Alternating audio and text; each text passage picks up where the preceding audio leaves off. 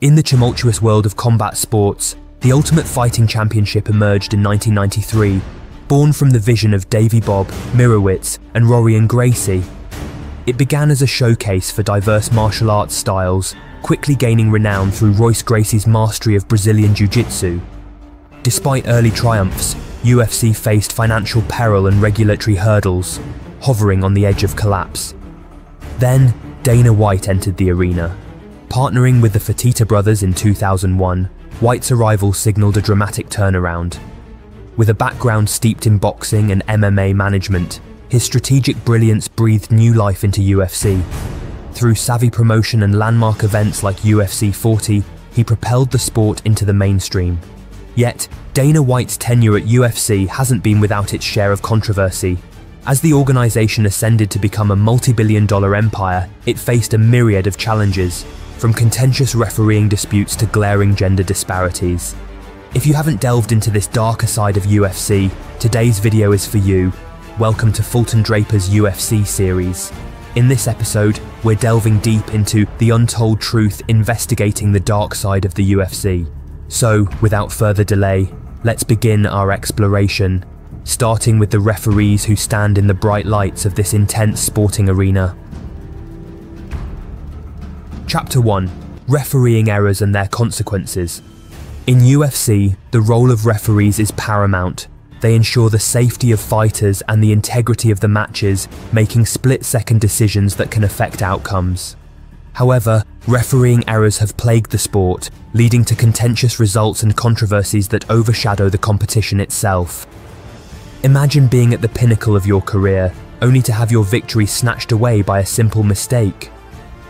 Take the incident at UFC 297 as a prime example. During a featherweight fight between Sean Woodson and Charles Sturt, the match went to a split decision. Referee Jaron Vallejo, amidst the tension and excitement, prematurely raised the hand of the wrong fighter. This blunder led Charles to believe he had won, prompting him to celebrate and even step forward for the victory interview with Daniel Cormier. However, the truth soon surfaced that Woodson was the actual winner. Despite the confusion, Woodson showed remarkable composure, his performance underscoring his dominance with 100 significant strikes to Sturt's 78 and securing the only takedown of the fight. Such incidents highlight the importance of referees making precise calls. Yet, it's not just about the immediate embarrassment or confusion. These errors have deeper implications. Dana White, the UFC president, has had numerous run-ins with referees over the years.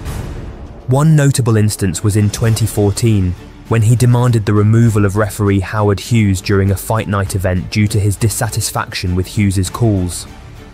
Such conflicts underscore the high stakes and the pressure referees face in ensuring fair outcomes. Chapter 2. Judging controversies and their impact.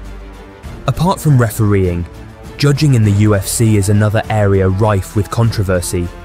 The subjective nature of scoring can lead to baffling decisions that leave fans and fighters alike scratching their heads.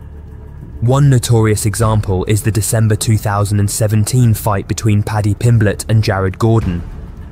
Despite media consensus overwhelmingly favouring Gordon, the judges awarded Pimblett a unanimous decision victory. This discrepancy raised questions about the criteria and consistency used by judges. Another glaring controversy involved the bout between Danny Sabatello and Rolfion Stotts, judged by Doug Crosby. Sabatello's 50-45 scorecard was incomprehensible to many, highlighting the potential biases and inconsistencies in judging. Similarly, the fight between Jocelyn Edwards and Lucy Pudilavar at UFC on ESPN 44 saw Edwards win despite all media members scoring the fight in favour of Pudilavar. These instances reveal the flawed nature of the 10-point must system used in MMA, where judges award 10 points to the winner of each round and fewer points to the loser. The criteria for determining the winner can vary significantly, leading to inconsistent and controversial outcomes. Moreover, judges often come from boxing backgrounds, which might not equip them with the necessary understanding of MMA's diverse tactics and strategies.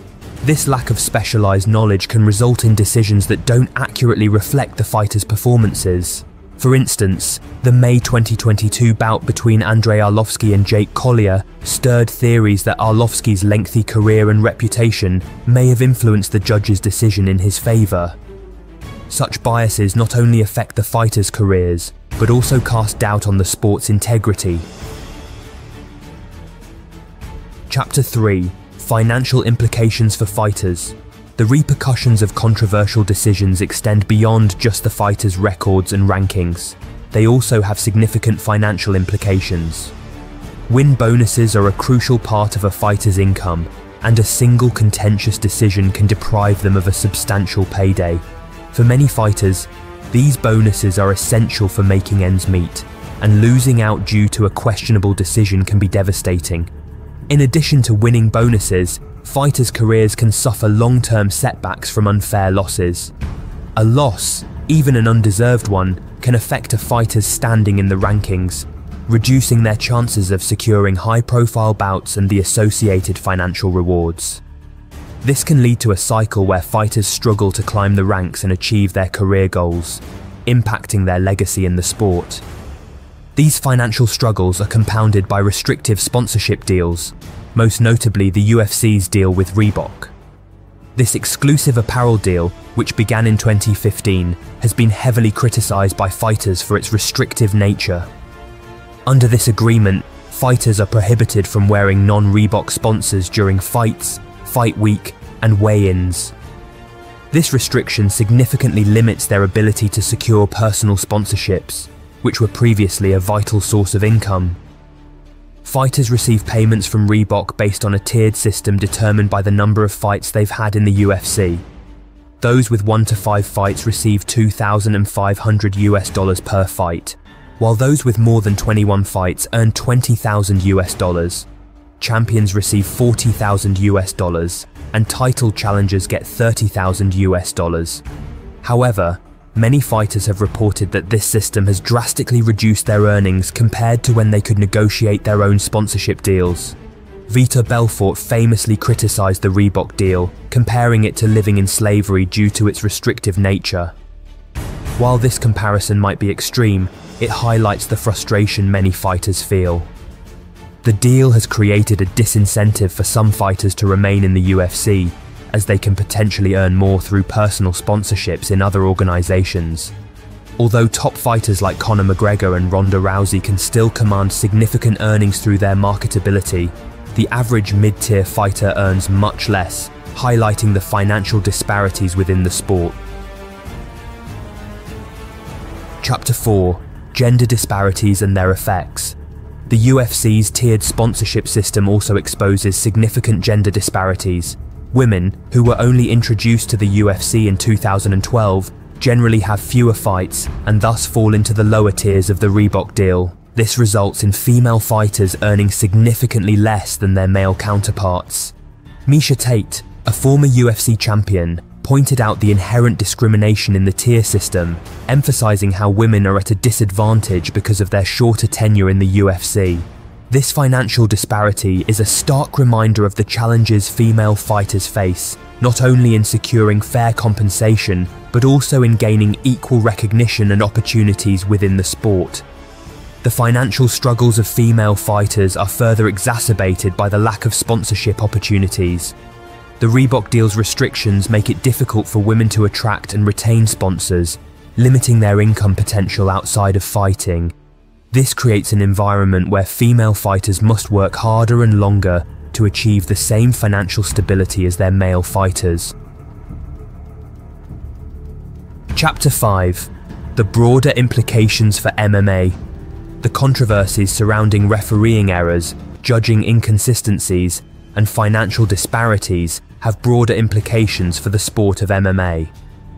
These untold truths highlight the need for reform and greater transparency within the UFC to ensure fair treatment and opportunities for all fighters. As fans and supporters of MMA, it's essential to stay informed and advocate for a sport that upholds the highest standards of integrity and equality. Only then can the UFC truly live up to its reputation as the pinnacle of mixed martial arts. If you're eager to uncover more about the UFC's darker side, drop your thoughts in the comments below. We're diving deeper into these topics in future videos. remember to smash that like button and share it with your crew. For more eye-opening content across diverse topics, hit subscribe to Fulton Draper